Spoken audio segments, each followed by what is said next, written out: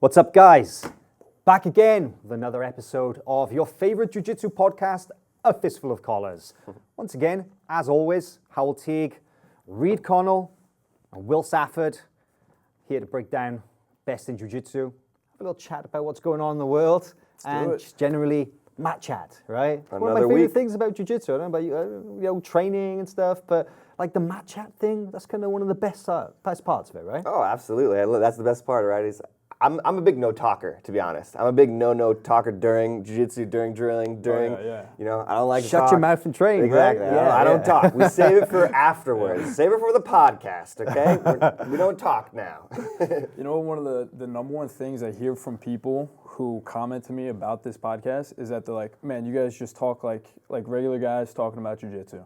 It's just a couple of dudes hanging around talking about jiu-jitsu just like they do. So it's funny that because we are just what we're a bunch doing. of regular guys talking about jiu-jitsu. Yeah. Just we have the benefit of getting out there a little bit more and getting to interact with the bigger names and going to the cooler places and stuff. So yeah, but at the end of the day, we just love jiu-jitsu, man, right? That's it. You can dress it up as you want, but we're all huge jiu-jitsu fans, and hopefully you guys are too. That's why you're watching this, right? But we got some stuff to break down this week. We got a couple of different things to have a chat about, and the number one is Will. You set our Instagram on fire today, right? Baby. Dropped the bomb right there, asking a question. What was it? What was the post you just put up? So I put up a post of six jiu-jitsu guys who have all influenced jiu-jitsu in their own way, but I asked who has had the biggest impact on modern jiu-jitsu. Okay, that's an interesting question in and of itself, but you put some conditions on that because it's multiple choice, right? That's right. Okay. Ask the question again. What was the question again? Who has had the biggest impact on modern jiu-jitsu? So by modern, I mean what's happening right now. You know, what we're experiencing, the techniques that we're seeing, maybe even the rules or the trends that we're seeing in jiu-jitsu, that type of thing. Okay, I already have some names floating around in my head, but you made a list, right? So what are the options? So here we go. A, the Mendes brothers. B, Keenan Cornelius. C, John Danaher. D, Marcelo Garcia. E, Terere, Fernando Terere. And then F, Eddie Bravo. Ah, so an interesting mix of both new over. and old school right there, huh? That's right. Okay, and So do we want to define modern jiu-jitsu Yeah, good point. a little bit further? Do we want to talk more about, like you said, the trends in jiu-jitsu? We want to talk about what the trends in jiu-jitsu are right now? I mean, I think Keenan Cornelius is an interesting addition to the list there because I think his game is, for me, like ultra modern. he's a technical innovator, Yeah, right? yeah, You know, he's the guy who kind of really put that lapel game on the map, right? So what do you think? What were you thinking the trends of the modern jiu-jitsu? I mean, a lot of the things that we're seeing now, yes. So the lapel guards, the worm guards, but also maybe barambolos, De La Hiva. I think De La Hiva, although it's an older technique, is still, you know, it's one of the most common techniques that we see in competition, right? Everybody doing it. Yeah. X guard, I would say, is more modern jiu-jitsu. And then I don't remember seeing anybody do X guard before Marcelo. I'm sure it existed, but he's the guy again who put that on the map, and maybe it's not quite as hot as it was a few years ago, and people are looking to things like De La Hiva instead, but still, I mean, it's because of him that it exists, right? Exactly, and these guys may not have invented, like I don't think the Mendes brothers invented the barambolo. No, they don't even claim that, no. No, but they popularized it through using it in competition and then showing how effective it was. Exactly. They're the ones who, a lot of those guys, they're the ones who let people know, like Marcelo with X guard and things like that. They're the ones who let people know that this stuff can work at the highest level. Maybe not everybody knew that. Then all of a sudden, everybody started playing X guard. You're like, oh man, if Marcelo can beat all these guys with X guard, I gotta start playing that game, you know. And then they start playing that, and then that comes into more jiu-jitsu and things. And one of the most modern kind of trends you could possibly say exists in jiu-jitsu right now is the leg locks, right? That's That's so hot right now. You know, everybody's talking about that leg lock game, the Danaher Death Squad killing it over the last, like, let's say 2 years or so with those amazing leg attacks. So Danaher's name on there as well. I mean, a guy who's been around forever, but now with his group of students breaking through and literally changing the face of no-gi jiu-jitsu, because I don't remember seeing anywhere near as many leg attacks in jiu-jitsu as we do nowadays. And a large reason of that is because of him, right? Danaher. Yeah, him and his guys. Yeah. we're seeing entire games, you know, and the rise of submission-only jiu-jitsu has had a lot to do with this, right? But we're seeing entire games being based around just leg attacks. Unfortunately, there are some one-trick ponies out there who only attack the legs, right? That's all they do. They don't try to pass the guard. They just sit and then get on a foot. But you know what I would say effective. to that, Will? Why would they only attack 50% of the body? That's right. Someone once said that. Someone wise. And then Eddie Bravo as well. He had a huge influence when he came out, right? Maybe not quite you still see it, but you're not seeing rubber guard and lockdown and stuff as like a massive kind of trend right now. But if anything, I'd say you saw more of it in MMA than in Jiu-Jitsu, right? I still don't think you see a whole lot of rubber guard and stuff in MMA either. Maybe that's just his system. He doesn't have a lot of guys transitioning into MMA. I know he has some, like guys like Ben Saunders. I've seen play a lot of that rubber guard and stuff like that. But I like that we included Eddie Bravo because maybe even if not, we don't see his technique on like a broad scale in Jiu-Jitsu. Obviously, he's got the 10th Planet guys, and they all do Eddie's system really well and things like that, and they beat a lot of the other Jiu-Jitsu guys. But I like including Eddie Bravo just because I think he's just a general ambassador for the sport, and so I think he sheds a lot of light on Jiu-Jitsu and in turn that way influences Jiu-Jitsu, I think. He was popularizing no-gi as like a movement, right, kind of when no-gi was still really on the fringes of the sport, right? I mean, as an innovator as well, of course, creating an opportunity, a tournament based around the no-gi with his rules, that's a huge influence as well. Like how many tournaments out there now have copied the EBI rules and are using those, so that's huge. Exactly. Yeah. That's a good point. So do we want to dive in? Yeah, what's the general response been online? Like how have people reacted to that question? You know what? A lot of the guys have answered Mendes brothers. That's to be expected, but at the same time, like, given that lineup, that's pretty impressive at the same time, right? Because, you know, against guys like Keenan, against guys like Danaher, wow. I think when you first asked the question, that Mendes was the first one that popped into my mind, if I'm being honest. I would agree. We said, who influenced most modern Jiu-Jitsu? I immediately thought of Mendes' brother, Rafa and Guy Mendes, just because I think their game has just for the longest time just screamed modern Jiu-Jitsu. But I think I'm going to change my answer. I'm not going to say Mendes brothers. Just hearing us talking about Danaher a little bit there, I'm trying to think of who had the biggest influence on Jiu-Jitsu right now. I do think it's Danaher. Do you? I feel like that he's just inspired a whole new wave of Jiu-Jitsu, a new type of person, a new type of you know, I don't know, community or something like that has come to Jiu-Jitsu, and I think a lot of it is definitely because of Danaher. He's changed like the direction, the course of Jiu-Jitsu, where it was going on this certain path, right? And now there's this whole other community out there who, you know, is just really invested in the no-gi, and you can see what he's doing with his athletes. You know, he's creating champions, guys who are super young and they're at the pinnacle of the sport. I would add to that as well, because you said about the sport going down a certain path, and the points fighting is a big part of Jiu-Jitsu, right? You know, you fight in tournaments with points, but he actively, you know, kind of directed his guys to seek out as many opportunities to compete as possible, and a big part of that was submission only. And I would say that both John and Eddie have had a huge part in popularizing the submission-only movement, right? And it is a movement now. It's like a way of life for some grapplers. And you know, John training his guys not to fight for points, but to fight for the submission. Right. I think that's a hugely influential part as well. You don't see so many guys doing it now. I mean, you know, you saw his guys doing it in competition, actively ignoring points to look for a submission finish. Yeah. And I would say that you see that as well. I mean, we joked about it. Oh, guys, you know, electing not to pass the guard, not to do whatever.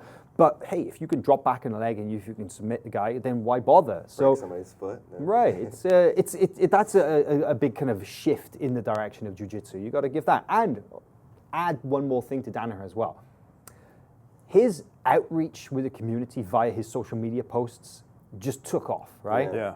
He was like this enigmatic guy, lived in the shadows, was like this semi-mythical guy who was like, wow, John's an amazing coach. But nobody really knew too much about him because he was just sat in his basement, forging these amazing guys, didn't put himself out there. You know who actually told him to go on social media? The guy who actually sat him down and was like, John, you've got to create a Facebook account. You've got to get on Instagram. Henzo? No, it was GSP. Really? For real. Wow. Yeah. Yeah. And like GSP was like, John, man, you got so much to offer the world. Like, go on social media and put it out there. And like, he's done that. Did you guys see that picture the other day that he posted? It was like him, Henzo, Gary, Gordon, and GSP in the same picture. It's a hell of a and room. it was just like, wow, man. This group of old generation MMA, gi guys, no gi guys, they're just doing awesome things. That's a training session I'd love to see. Yeah. I feel like if I go to like a birthday party or if I go somewhere, you know, with a lot of people and I'm wearing a Jiu-Jitsu shirt or something like that, I feel like and you gave me a list of those 6 names, or who would I be most likely to talk about probably in like just a group of a lot of people, I would have to say I think John Danaher would be the guy I'd probably be talking about. So, yeah, his reach is just expanded so much, right?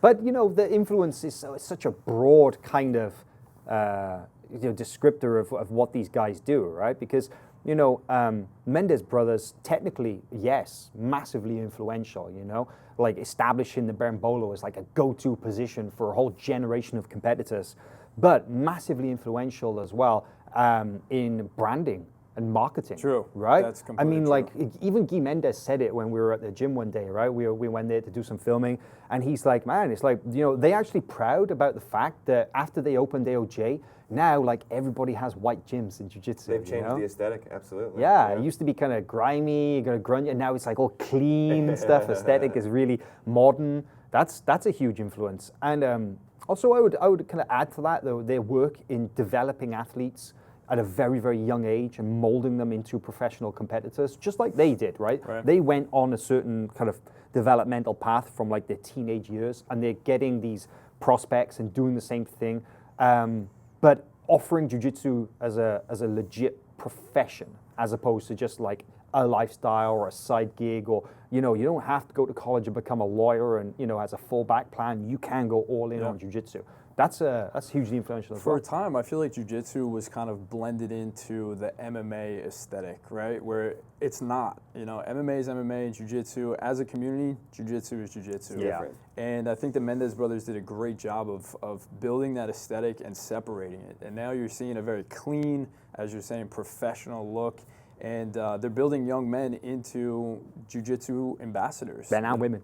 And women. Yeah. Men and women, No, they're creating a whole wave of competitors that in a couple of years, those guys are just they're gonna run shit, you know? And then, I mean, talking about in a couple of years, who knows, Keenan Cornelius, you know, we could be talking about Keenan in a couple of years as the guy who opened you know, a whole mess of new doors and things like that. So maybe not at this moment, but I could see Keenan in a couple of years being the guy we're talking about too. What kind of contributions do you think he's had then? Because, you know, the just lapel guard is kind of a little bit limiting, right? He's obviously had much more of an influence than that. What else would you say Keenan's been responsible for? I think the main thing that Keenan's been responsible for is just, you know, I think a lot of people like criticize different people for saying, oh, that's not new, that was old, you know, that type of thing. But what Keenan does so well, I think, is that he never limits himself, and that's what he's done so well, is allowed other jiu-jitsu practitioners to like open up their mind a little bit more, I think. And he's so innovative, right, in the things that he does. So I think he's invited so much experimentation throughout the community, and I think he's really opened up that door that I think maybe a lot of other people weren't opening. I think he's brought a cerebral element to jiu-jitsu, where we talk about the old school versus the new school, right? The old school was very gritty, go out there and win by grit and heart and muscle and endurance, right? Where Keenan has broken down the game into its elements and really taken like a mental approach to how can I win with technique, you know?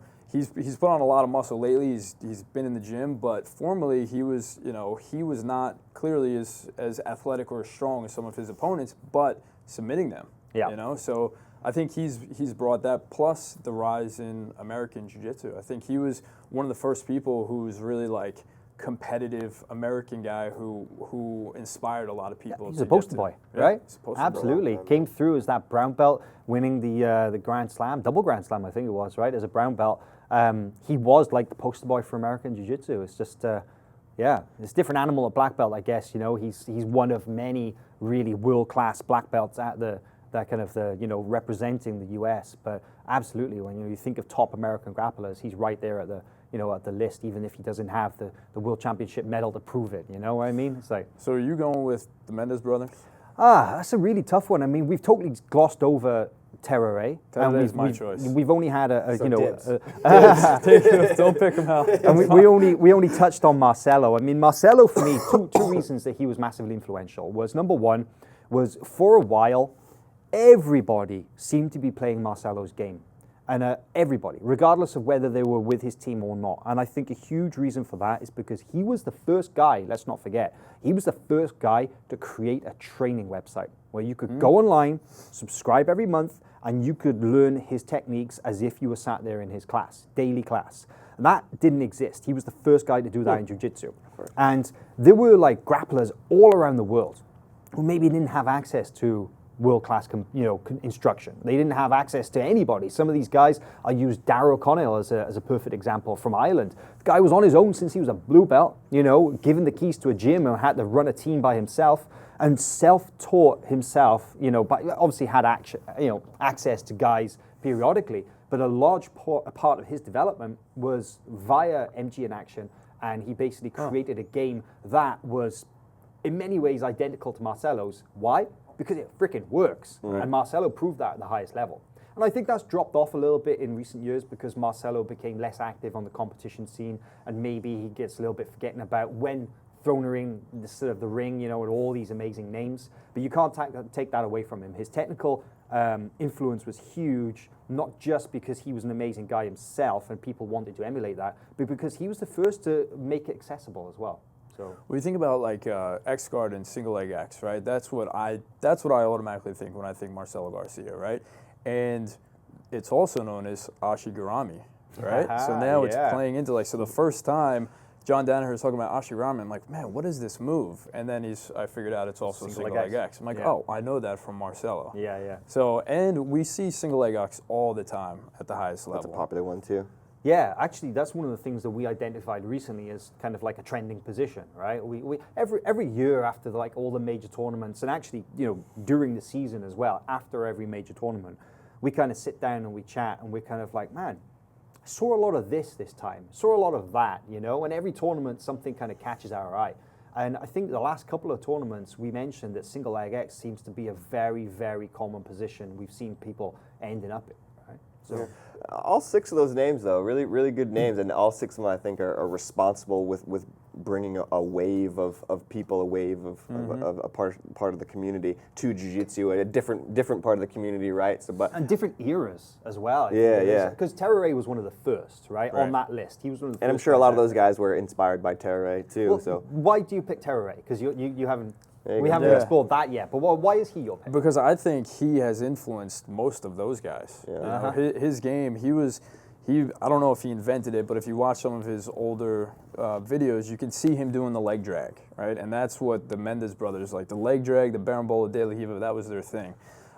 So I think the Mendes brothers, they're through Ramon Lemos, and Ramon Lemos, I think, was influenced a lot by Terere. Andre Galvao, was a student of Terere. The long step, which we see all the time, that was Terere. Toreando passing, So he was just super influenced for this very active passing game that we're seeing still a ton of guys use today. Yeah, you look at Terere's old matches from the early 2000s, because, he started very early. He got his black belt when he was I think maybe 20, 21, something like that, and he's 38 now, so his kind of when he was in his early 20s was when he was in his prime. That was a long time ago now. It was the early 2000s. The jiu-jitsu scene has changed so much since then. Sure. And in general, jiu-jitsu back then was very, very different to as it is now, right? You look at those old tapes. For me, it's like watching bare knuckle boxers compared to Floyd Mayweather. Yeah. You know what I mean? Yeah. The difference is just they don't look the same sports, let alone the strategies and tactics. Whereas you watch Terere from back then, and you can see the movements, you recognize it now. You see people doing that stuff. Long step, back step, Toreando, leg drag, like you said. It's all there. And, the Mendes brothers, they readily sort of admit, they openly kind of talk about the fact that Terere for them was a huge influence. That was their guy. directly train with him, right? They What loved- did they do? they They loved- used to they watch loved- video? Yeah, they said they loved watching videos of him. That they would always be watching VHSs and stuff like that, right, of him. So as they were coming up, that was like obviously a huge When they were influence, and you kids, when could- they were blue belts yeah, and stuff, that you they could they see were it on their game. Yeah, but man, Terre probably. I mean, if I had, you guys can tell me I'm wrong, but probably the most not well known of those 6, right? He's probably, if I had to guess who our Instagram followers knew the least, it'd probably be Terre. Absolutely, yeah, because he dropped off the scene in a big way. You know, he had psychological problems. He had a subsequent drug addiction. It took him many years in and out of rehab and treatment before he finally got diagnosed. And you know, he's kind of back. He has his own gym now. He's slowly building up some guys.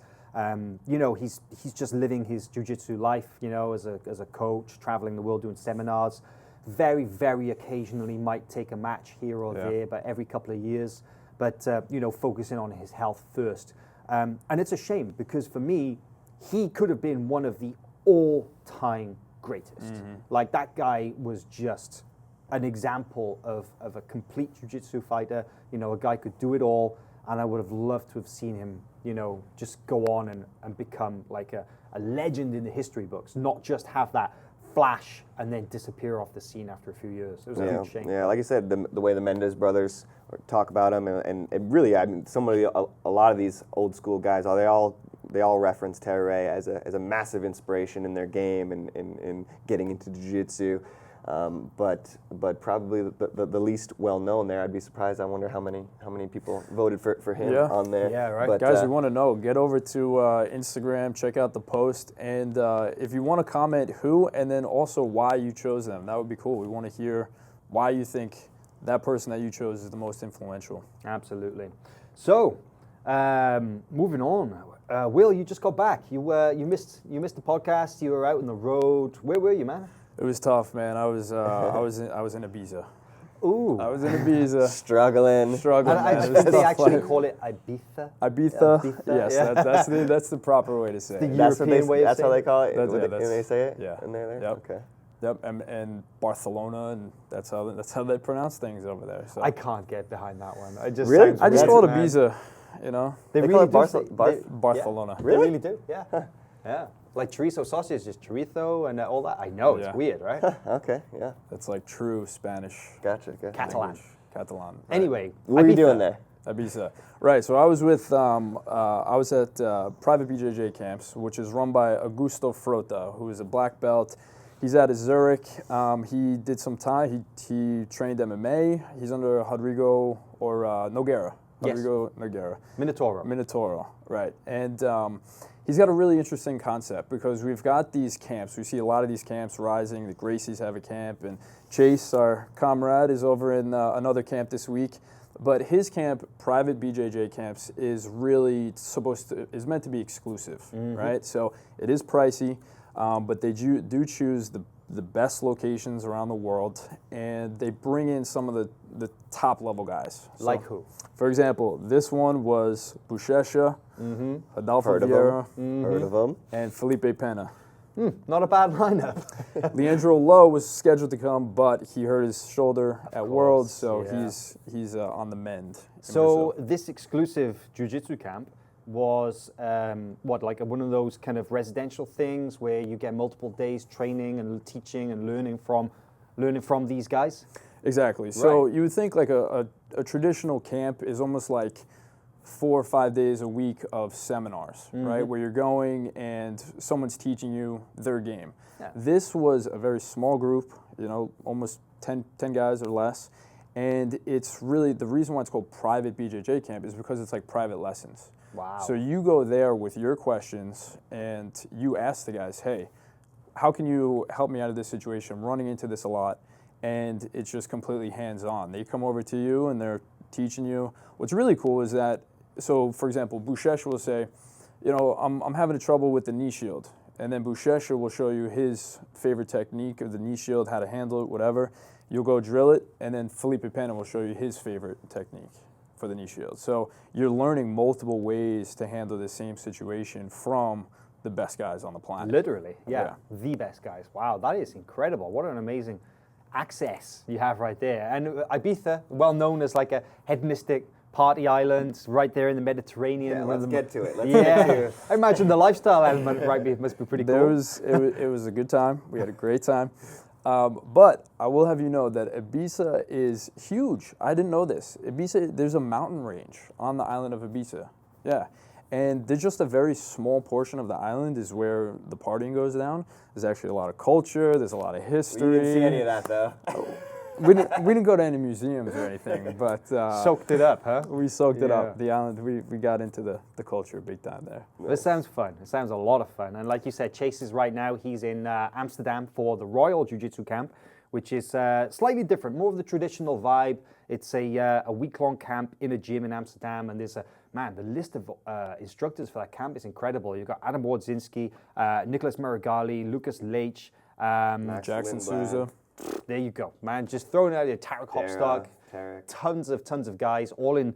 And it's kind of that traditional thing of training in the morning, training in the evening, more like class-based, lots of training, lots of rolling. Like you say, pretty much a seminar twice a day. So that's also pretty cool. Chase is putting up vlogs and techniques and videos behind the scenes while he's there right now.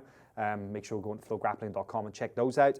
Right now, we're kind of working on the videos from the Ibiza trip, and we'll be putting those up soon, and you'll be able to see guys like Bouchesh and Felipe Pena teaching all that amazing stuff. So sounds pretty cool. If you guys are interested, bjj-mma-camps.com. Totally worth it. It is pricey, but I mean, you're not only getting all this hands-on information from the best guys in the world, you're getting a once-in-a-lifetime experience. So you're hanging out with the guys. They're no egos. They're showing you everything. They don't hold anything back. You're hanging out with them, having a great time. So definitely worth it. Sounds fun. Now, you've been on camps before, right? Yeah. Yeah, where else did you go? I did the Gracie Adventure in 2011 as a white belt. Oh, very cool. Yeah. I did the Gracie camp too. Where did you go? We were in Costa Rica. Oh, I went to the one in Cancun in 2016, I guess. And it was so fun. Yeah. It was amazing, especially as a white belt because, I was hanging out with the Gracies. Haja Gracie was there, and he was just the biggest star, in my mind. And it's all new to you. You're learning everything is brand new. But that was one more of the more of a traditional type camp where we did twice a day. It was more seminar style. Lots of excursions and stuff planned as well, right? So that's what was really cool about it. We did whitewater rafting and surfing and rented ATVs and stuff like that. But yeah, I think if you're gonna go on vacation, why not go on a vacation where you're doing what you absolutely love? Right. You could just sit on a beach, or you could do jiu-jitsu in the morning and then go sit on the beach. Yeah, right. Why not? And you see that all the time. I always go online and you'll have people asking for recommendations. They're like, "Oh, I'm traveling here. Is there any jiu-jitsu clubs local?" Everybody's like, "Man, I want to train while I'm away for a week," right? Yeah, we always pack one. So, like you say, if you're planning a vacation, go somewhere cool and do jiu-jitsu. And you see there's so many of them too, right after Worlds, right after or this summertime, it seems like when everybody pops off. And time and time again, you see how cool the jiu-jitsu community is. You're meeting, I still talk to guys from the 2011 camp. They're buddies for life now. That's nice. And even some guys at this Frota BJJ camp, private BJJ camp, didn't speak English. But like we've said before, jiu-jitsu is the international the international language, right? Universal language. Yeah. Everyone, if you know jiu-jitsu, you can kind of vibe with someone right off the bat. Yeah. That's cool. Did you ever go to any? You're a former wrestler, right? Did you ever go to any of those wrestling camps? I guess I did go to one wrestling camp in Connecticut when I was in high school. Because they're a big thing too, right? They're like the residential wrestling camps. Yeah. I never went to like a really big one, but I know that a lot of them, everybody always talks about like the J-Rob camps in Minnesota and stuff there in the Midwest that he does and stuff. But I never went to like a really big camp or anything like that. But yeah, the wrestling camps are a thing too for sure. And how do they stack up? I mean, I can imagine that because wrestling's got a reputation as being a little bit harder, more of a grind than jiu-jitsu. So what was the camp kind of like compared to what we see in these jiu-jitsu camps? Yeah, definitely. I mean, like these camps too are you're younger, right? So you're like, a lot of these kids are like 14 years old and 15 years old, and they're monster wrestlers and stuff. So that is like you're like working out for like 8 hours straight. You know, it's like Damn. you get there at 8 a.m. and you basically just work out the entire day, and and it's the same thing. You know, they bring in good coaches, and they learn. You can learn a single leg from John Smith and stuff like that. But or at least at the bigger ones. But I know that they're definitely pretty intense, and like I know our guys have talked that, you know, once they go to some of these camps, they come out a completely different wrestler and a tenfold better wrestler too, just because the camps can be so intense. That's awesome. It is. It's they are an intensive learning opportunity, and I guess, you know, if you're able to Jiu-Jitsu a little more relaxed, you know. Yeah, I was going to say, but you know, if you have access to all those different kind of like technical, you know, influences, you know, the opportunities you wouldn't otherwise get, and sometimes as well as the opportunity to meet and learn and train with other people from different places. Remember when I went on the Gracie camp in 2016 in Mexico, and I ended up training a lot with Amal Easton and one of his black belts, Velour, from Colorado. And even though there was like the class going on, and you know, you'd had Hodger teaching his close guard, and you know, all the other guys like Gregor, Igor, Hollis teaching really cool stuff. Cairo and Gracie was there as well. Watch that video on FloGrappling. Yeah, the Hodger Gracie is a must. You check out his close guard video. But one of the best things as well was kind of like that mat chat, right? It's like just after the session, we're all hanging out. And, you know, like Amal's showing his pressure passing stuff. And, you know, Velour and I were talking about some leg locks. And it was just like really cool to kind of pick up those little bits here and there. So that's where you get a lot of the kind of behind the scenes stuff. You know, you can chat a little about, you know, who knows what. And you can be like, hey, that technique you just showed, what's the real deal on the technique? Right? How do you get out of it? Or what's the real trick? Or so, you know, something like that. That was the first time I'd ever seen anybody teaching a hip clamp as well. That kind of half guard with a knee shield. I'd seen it in action, and I was just looking at it like, I cannot figure that out from the life of me. It was like voodoo.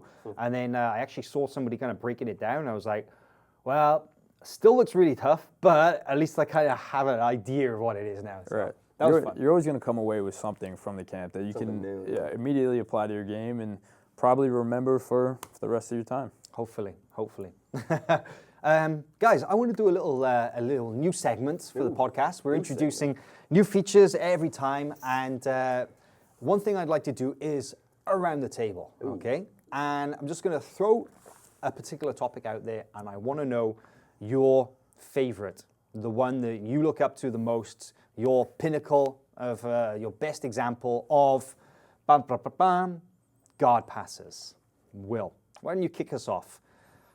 Who's your number one guard passer in Jiu-Jitsu, and why? I was going to say Terere, but I think I've kind of played that out on the last segment. Absolutely not, man. It still applies. I'm going to go with my new buddy, Rodolfo. Oh. Rodolfo Vieira. We had a good time in Ibiza, Rodolfo and I. But even Buchecha was saying, so Rodolfo was showing some of his pressure passing, and Buchecha was saying that Rodolfo has the hardest pressure of anyone he's ever felt. Wow. Yeah. Actually, there was a guy in the camp who rolled with Rodolfo, and the next day he came in with a bandage underneath of his chin because Rodolfo's shoulder had worn the skin off underneath his chin. Yeah. That sounds miserable. I got to feel a little bit of it as well. But, man, I think that guy his pressure passing, there's nobody who can compare to Rodolfo. Well, I don't know. Actually, I have a riposte to that. Because my favorite pressure passer, and it's funny that I'm choosing a pressure passer as well, because I'm not even a pressure passer guy. I'm not built for it, but it's something that I've been trying to work on in my game the last couple of years. And my favorite pressure passer is Murillo Santana. Now, Murillo is just an incredible passer, right? And I'll be honest, I learned everything of his game from the BJJ Scout videos, right? Because Murillo doesn't like to put himself out there. And I've said it to him in the past, man. And, you know, Murillo is such a cool guy. And Murillo, if you're watching this, maybe it'll help change your mind. He's not watching. Nah, he hates the internet, man. He's like, oh, no, I don't like it. But no, seriously, that guy, his game is incredible. And I really wish that he would put out some kind of material where he teaches his pressure passing system. But the guy, he's very camera shy, shall we say. He doesn't like putting himself out there. And even when I've asked him to in the past, like, man, can you talk to us a little bit? He's like, no, feature the boys, give the attention to the athletes that he's producing instead, which is really nice. But you look at that BJJ Scout breakdown of his positioning, his kind of like the tripod, the way that he walks up the body, the way that he controls the legs and just demoralizes people. Because again, Murillo's not a big dude. He's like 185, something like that. And everybody says that his pressure is just off the charts. He was more of like an over-under type of passer, right? That was his go-to? A little bit. Yeah, he does have that, but he also has some really nice leg weave stuff, which is more what I like to do. Because my leg is too long for for the under-over, but his leg weave stuff is incredible. And the way that a lot of his guys talk about him, the Meows and another good passer, Leandro Lowe and Manuel Hibamar, the way all those guys, a lot of these legends, and Buchecha even too talks about Murillo and stuff. So, man, yeah. They put him on a pedestal, right? Yeah. So for me, that's mine. How about you? Yeah. I guess you guys both went kind of older school, a couple of older school guys. So I guess I'm gonna take a newer school guy. I guess when you said that, who's my favorite passer, and I thought up and had to think with some passes that I've been checking out lately, and I'm gonna have to say. I have to say Nicholas Marigali. Nicholas Marigali is my favorite right now, man. Like, I mean, his guard as well, but also, man, his passing is on another level as well too. I love the way that sometimes watching him pass is just like mesmerizing. The way he just jumps from side to side and things like that. It's just like those moments where you watch him pass and you just have to be like, oh, that was so nasty. Slick. That was so nasty. No, he's not a small guy, right? No. He's tall. What'd you say? He's the same size as you, like 6'3"? Yeah, he's probably around, I'd say 6'2.5". He's a little smaller than me. But he's a long frame, very similar to both of you, actually, right? He's a longer framed guy.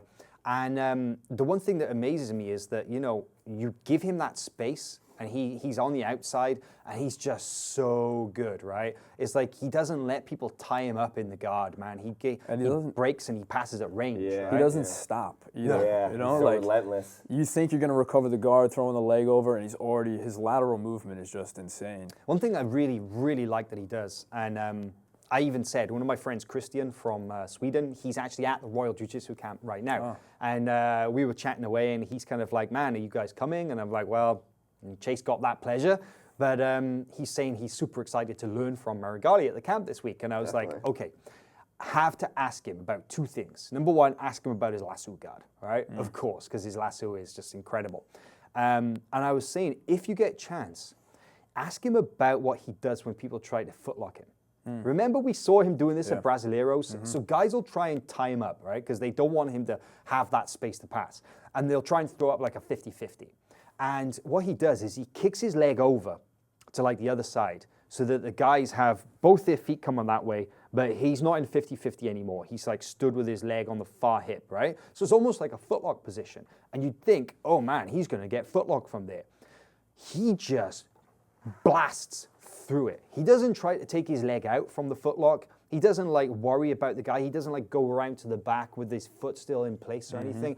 He just literally goes forward and he drives through with just this incredible pressure. It's like a leg drag position? It is like a leg drag. They call it the unfair 50-50, but it's like a leg drag position, but instead of your leg in out, it's still stuck in between the guy's legs. So sometimes they even have the ankle wrapped up. Oh, okay. And he just goes straight through it. And I need to play it back and watch it a little bit more to figure out exactly what he's doing. But I've seen him do it a few times now, and I'm just like, holy shit, there's a lot going on there, That's the first time when you said Nicholas Marigali, it's the first thing I thought of, him passing 50-50. He just shuts down 50-50 guards like nothing I've ever seen. It can't be that easy, because he makes it look way too easy, right?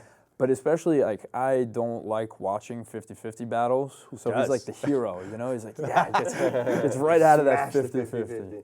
Yeah, I was going to say that the relentless pressure, like, is such a good thing. Like, it's such a good way to combat positions and stuff. It can combat so many different things if you just have relentless pressure. And that's him. It makes things go away. It is, man. I got to say, there's so many different examples of guard passing to kind of pull from, though. I mean, we both chose like two, heavy pressure guys. Marigali with the Torianda.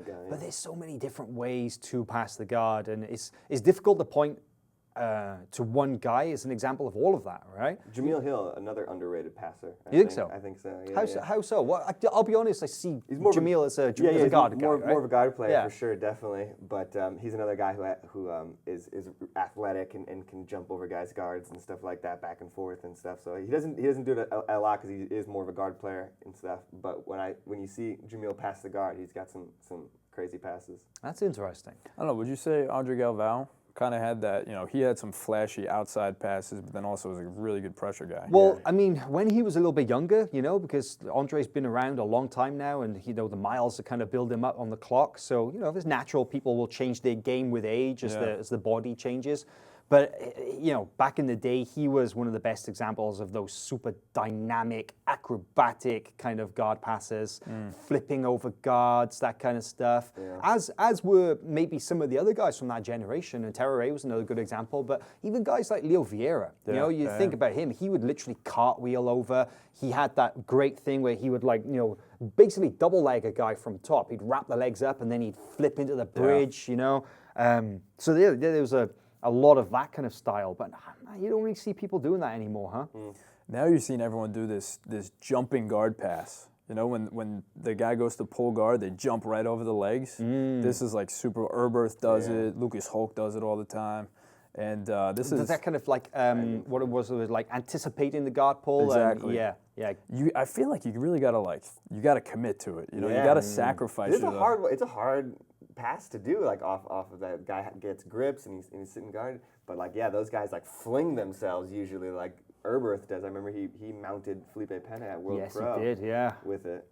Yeah, that caught Felipe by surprise. And you don't expect a guy to just get past the guard that quickly and that easily, right. But the timing is going to be perfect on it, right? And there's a bunch of guys we've seen doing it recently. I remember Isaac Bayenza is another really good one. You mentioned Lucas. Erberth hits it quite a lot. Jaime Canuto. Yeah, that's right. Patrick He even Gaudio. showed us actually one of his kind of passes, and it's like, man, it's so acrobatic, the way that they're going up and literally head over heels is amazing. How about the Renato Canuto guard pass at Kasai 1? Remember that one? Yeah. The no hands aerial pass. That was a thing of beauty, man. That was incredible. Wild. I mean, Renato's just so athletic, though, right? That guy. I don't know. I think he has a capoeira background, right? Maybe he's a lot of guys from Brazil. I think he's got a long jiu-jitsu background. He does. Yeah. He's been doing jiu-jitsu forever.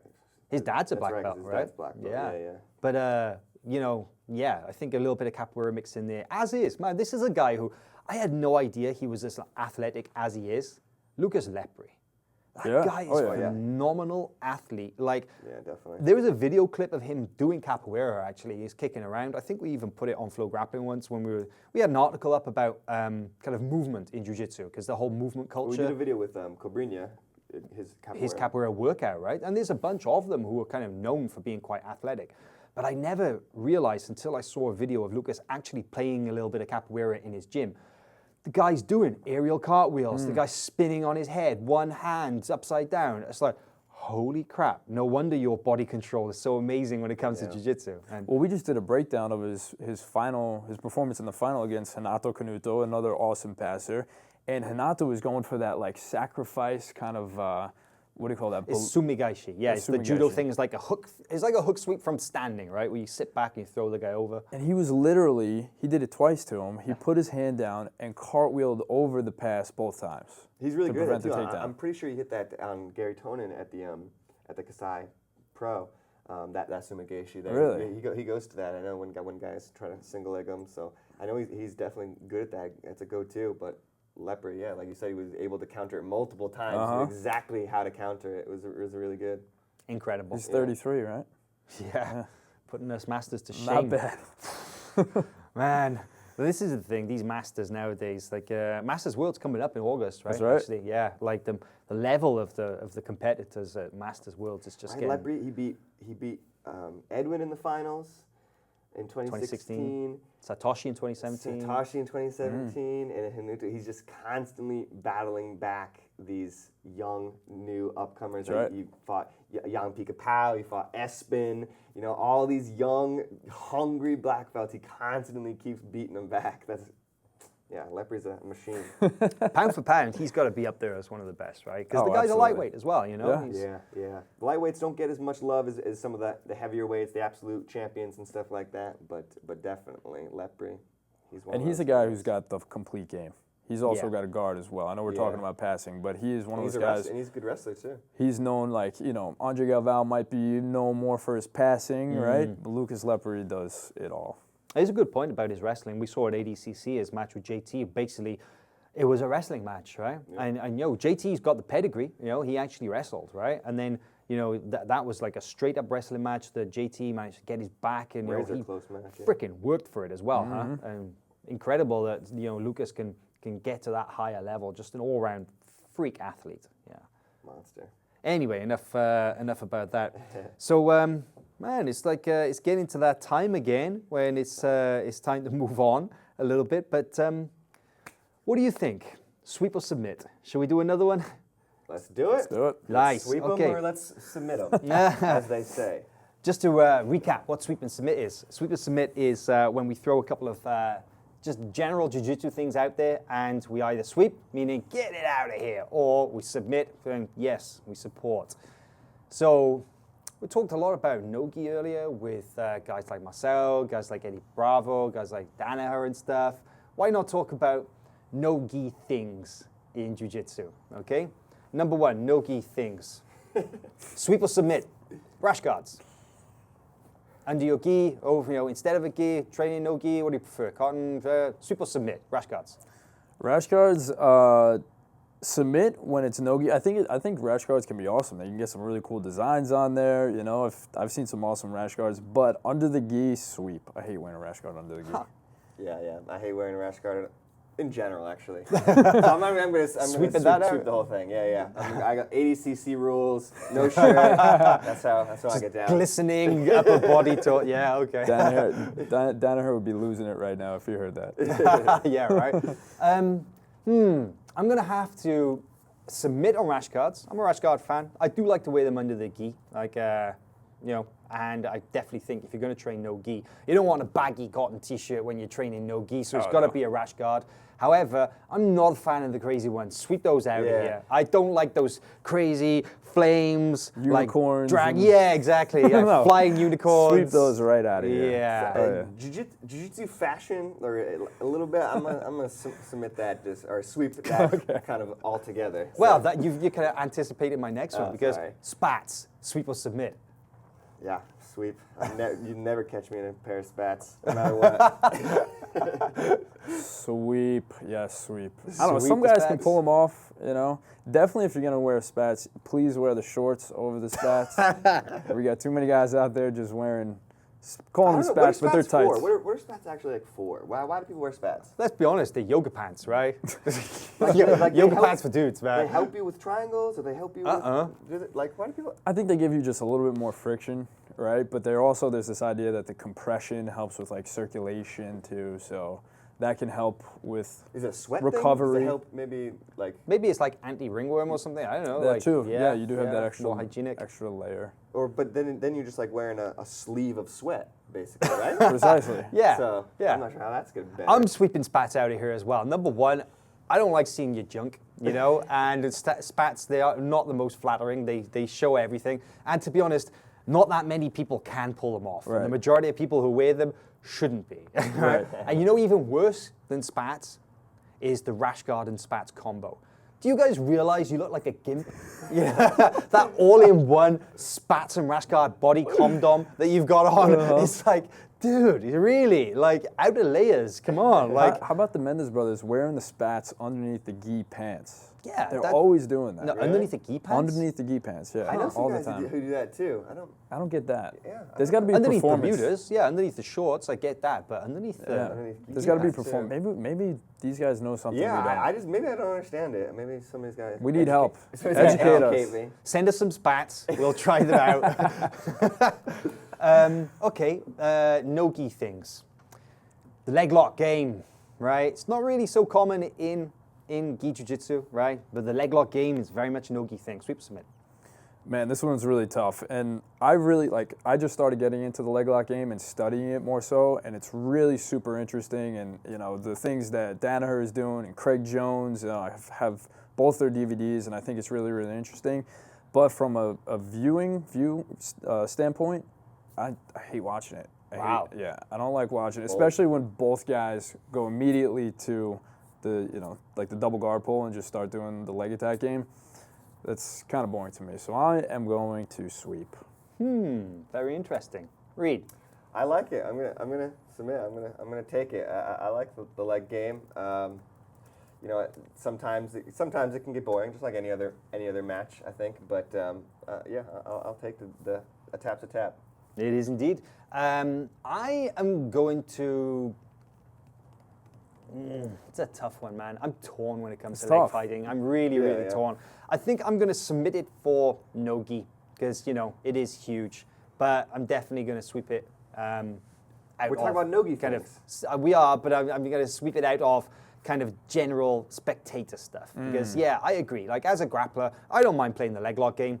But I'm going to sweep out those guys who that's all they do. Like we were saying earlier, the guys who ignore 50% of the human body and they're all about the legs. And come on, man, it's more just jiu-jitsu than just that. I was going to mention that. You're saying who's our favorite guard passers, but I feel like to a certain extent you don't see a lot as much guard passing anymore these days. Maybe some because of there's a lot of submissions that are maybe a little easier to get. You don't have to pass a guard. You can sit back for a footlock and stuff like that. So it definitely has been some detrimental to guard passing. Can't argue with that. But then when Gordon Ryan tapped a Cyborg at ADCC, that was just like a thing of beauty to me. Oh yeah. That was a guy who clinical. was just he knew exactly what he was doing. He had him in the game over position, right, where he couldn't do anything. It was checkmate. You're done, right? And that was just a thing of beauty, Yeah, and watching that progression step by step really was impressive. But unfortunately, not every match is like that. You watch a lot of mediocre. Submission only. That's a no-gi thing. Very much a no-gi thing. You don't really see it in the gi, right? It would go on for 24 hours if it was in the gi, right? Submission only rules, like no time limit. Submission only. Sweep or submit.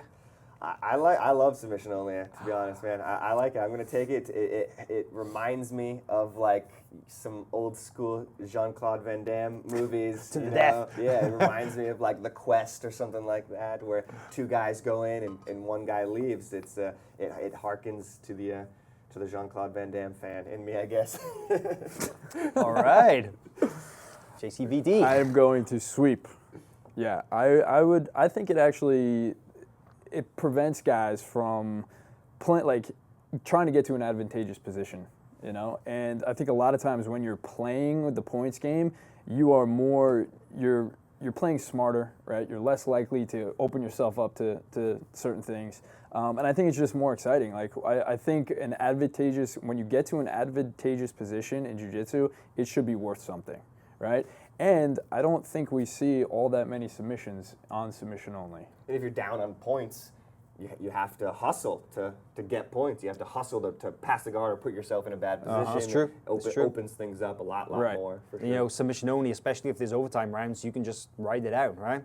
Which is why which is why I'm talking about true submission only. True submission only. To the death. 4-hour matches at least. I'm also sweeping submission only out. I mean, I don't dislike it, and we've seen some amazing matches, and I think when the matches are kind of definitely shorter, like fight-to-win matches, for example, there is an incentive to go out there and to get the job done and to, not like just get a judge's decision. It's really fighting to win, I like that. That no time limit submission only, Yeah. I'm going to fall asleep watching that, man. I like points as well. I think that they hustle people along. I think it's great, whether it's IBJJF, whether it's ADCC, whether it's UWW, whatever it is. Points are also good. But, that kind of like old-fashioned submission only where you just lock two guys in a room and until one guy gives up. It feels like we dipped our toe in with Gordon Ryan versus Keenan Cornelius in submission, no time limit submission only, and everybody was like, no more of that, No more of ever that. again. Yeah. But I mean, crazy thing is actually they run tournaments like that as well, right? There are some people out there, they run submission-only tournaments. Like, I think it was Gracie Nationals was one in LA, right? They've learned their lesson. Well, after what they one actually tournament, claim is probably. that those matches don't go that long. Because, Yeah, that's what I think. Yeah, you know, at the think. highest level with guys like Gordon and Keenan, yeah, it's going to take an hour before they'll give anything up. But when it's like blue belts or purple belts and stuff, guys will go for like 6-7 minutes, and then they'll either be done and they'll just kind of like, oh, get me out of here. Yeah. Or they just, you know, they're more open and the opportunities to finish are actually there. So I think there's more experimentation to be done with submission only. Exactly. I think We're still evolving. Yeah. There's definitely problems with points jiu-jitsu, right? Oh, It's certainly not 100%. perfect. So we're still evolving, but I think we're in a great time because Yeah. everyone's trying to outdo each other. What system is better? And I think it's benefiting jiu-jitsu overall. Well, guys, another great podcast right there. I gotta say, a lot of fun this year, this week. Man, we went through some pretty cool stuff. Yeah. Huh? It's a good lot one. to talk about, even though there's not a lot of events. But speaking of events, we do have a bunch coming up very soon. Fight to Wins almost every weekend. We got the UAE JJF Abu Dhabi Grand Slam in Tokyo, Japan on July 29th. Will and I are going to Tokyo to cover that one. Very excited for that.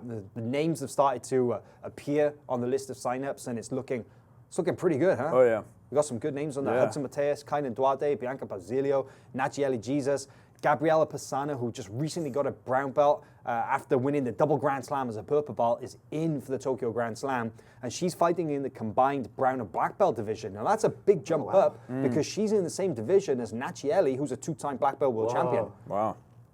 that's an There we interesting go. interesting match. 18-year-old brown belt against a two-time black belt world champion. Love to see it. Yeah, that's going to be awesome. So DJ, it's the DJ start- Jackson, Paula Miao as well.